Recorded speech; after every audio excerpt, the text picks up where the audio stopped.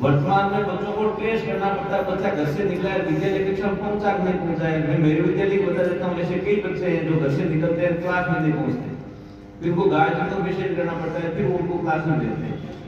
तो अपन बहुत ही संक्रमण काल के दौर से गुजर रहे हैं, ये बताऊं आपको। और अभी जैसे बच्चे ने कविता प्रस्तुत की थी, आजादी के को सुनता मत लीजिए। अपन ये कहते हैं सीमा तो भले सुरक्षित हो, लेकिन अब तो बच्चे और अपन घर में सुरक्षित नहीं है, इतनी अपनी संस्कृति और सभ्यता पे प्रहार हो रहा है। इस चीज को आप प्रत्यक्ष रूप से महसूस करोगे। आज संस्कृति और अपने सामाजिक जो ताना बाना है उसमें इतना प्रहार हो रहा है, उससे बचना बहुत ही मुश्किल है।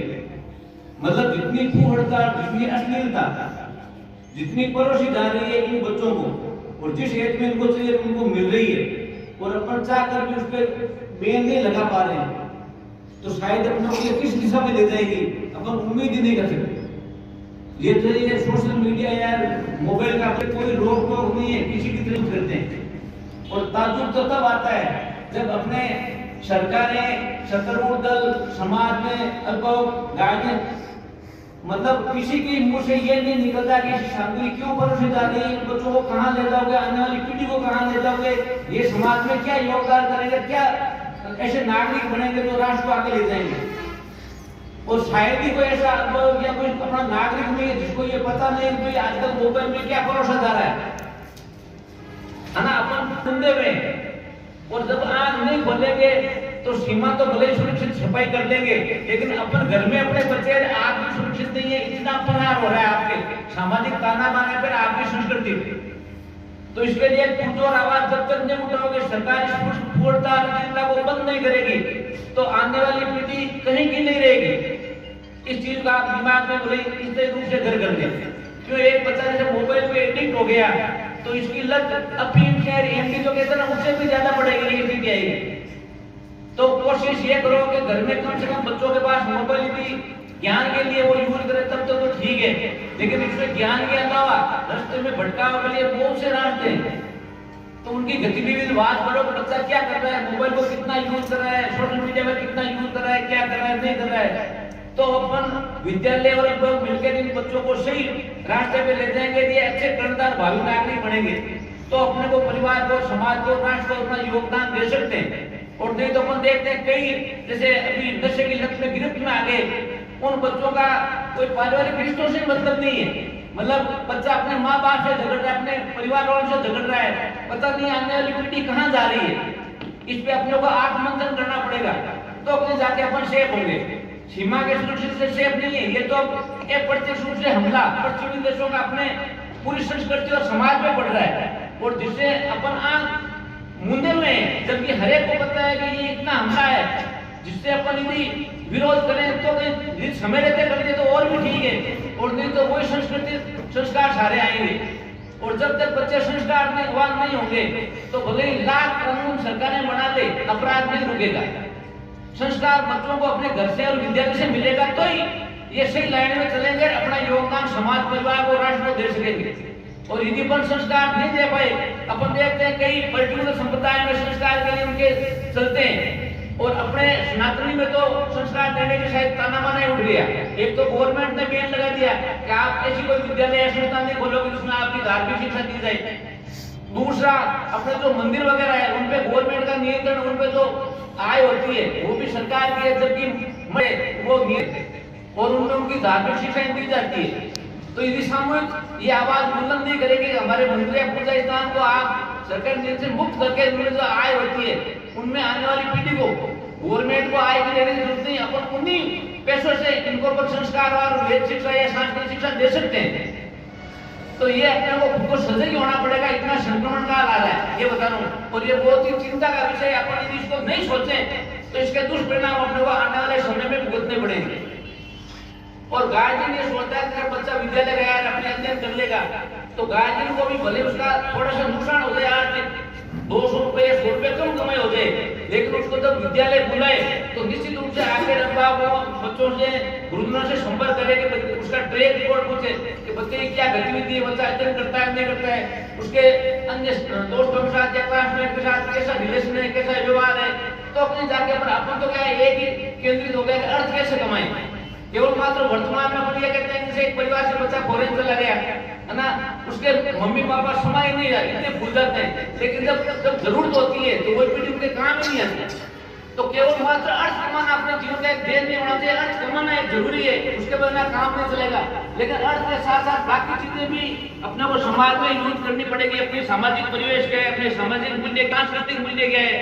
अभी जब एक कितना बड़ा मैसेज गया उनका, उसमें किसी ने कुछ नहीं दिया, जाति धर्म कुछ पूछा है क्या, तो कौन सी बिरादरी है, कौन से वर्ग का, ब्राह्मण है, क्षत्रिय, वैश्य, दूसरे, ये अपन इनके शिकार किनके हो रहे हैं जो सत्ता में बैठे, वो अपने को एक फुट नहीं होने देते। अपन जैसे किसी मंदिर से आदिवासी मंदिर में तो कौन वहां पूछने बैठा है कि तू किस जाति का है, ब्राह्मण है, वैश्य है, बनिया है, शूद्र है, हरिजन है, कोई पूछता है क्या। मकरदाल में दे बैठ के अपना दिमाग थोड़ा दुरुस्त करे और अपने सामाजिक ताना बाने को इतना मजबूत बनाए। हकीकत में जो अभी एक उदाहरण था, लाखों लोग गए, शायद किसी ने किसी से कुछ पूछा होगा, क्यों पूछने की जरूरत ही नहीं पड़ी, सारे अपने आस्था उपासना का और अपनी अपनी खुद की जो आस्था उपासना उसका अपन पालन करें और दूसरे का आदर करें।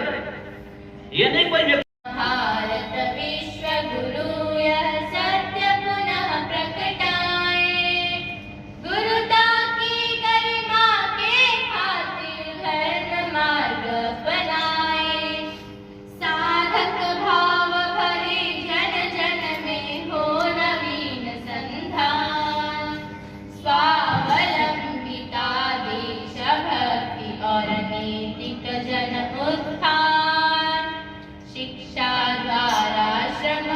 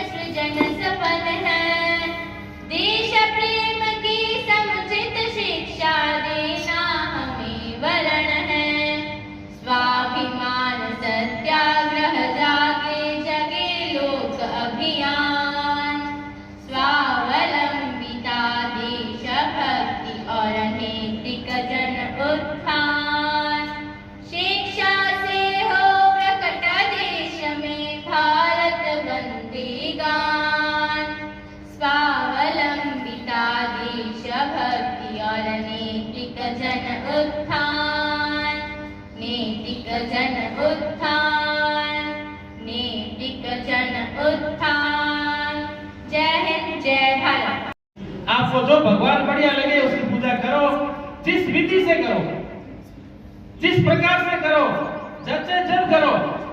परंतु ये सब करते करते भी हम एक देश के नागरिक हैं, हमारी भारत माता है, इसके प्रति भी हमारा कोई कर्तव्य है। ये दुनिया के सब लोग मान रहे हैं। अभी कुंभ के अंदर केवल भारत के लोग नहीं आए हैं, तो विश्व के लगभग 100 देशों के लोग आए, अन्य देशों के, और उन्होंने प्रतिक्रिया क्या व्यक्त की है? उन्होंने कहा अद्भुत, अकल्पनीय, अविश्वसनीय, महान, हमको रोमांचित करने वाला ऐसा दृश्य न भूतो न भविष्यति, केवल भारत ही है जिसमें यह दृश्य संभव हो सकता है। ऐसी भारत की महानता सारी दुनिया स्वीकार कर रही है। रूस और यूक्रेन के बीच बड़े लंबे समय से युद्ध चल रहा है। लगभग 25 लाख की आबादी यूक्रेन की वो दर दर भटक रही है।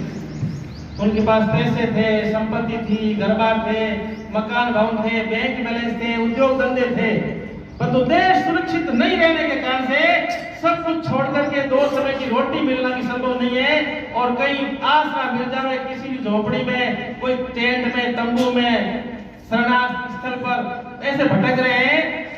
वो भी भारत की ओर देख रहे हैं कि भारत हमारे को न्याय दिला सकता है, भारत हमारा युद्ध रुकवा सकता है। रूस भी कहता है भारत अगर थोड़ा सहयोग करे तो युद्ध रुक सकता है। सारे विश्व के लोग मानते हैं कि भारत की एक सांस्कृतिक चेतना इस प्रकार की है, आध्यात्मिक शक्ति इस प्रकार की है, वो सारे विश्व को संबल दे सकती है। वो रूस और यूक्रेन आपस में तो लड़ रहे हैं, परंतु दोनों देशों के लोग इस कुंभ में दोनों साथ स्नान कर रहे हैं। ये भारत की ताकत है। और इसलिए आज आजादी के रुखवाड़ा गीत भैया ने बोला है, आज के दिन विक्रम संवत 2000 के दिन सुभाष चंद्र बोस और आजाद हिंद सेना ने आज के दिन ही विश्व के सब देशों से भारत के प्रति विजय अभियान चलाते हुए मणिपुर में आज के दिन आजाद हिंद सेना ने प्रवेश किया है। बोलो भारत माता की जय। इतिहास का विश्लेषण करते समय सारे महापुरुषों के प्रति सम्मान होना चाहिए। देश को स्वतंत्र कराने में सबका योगदान है। वही है जग में जो होता बलिदान है।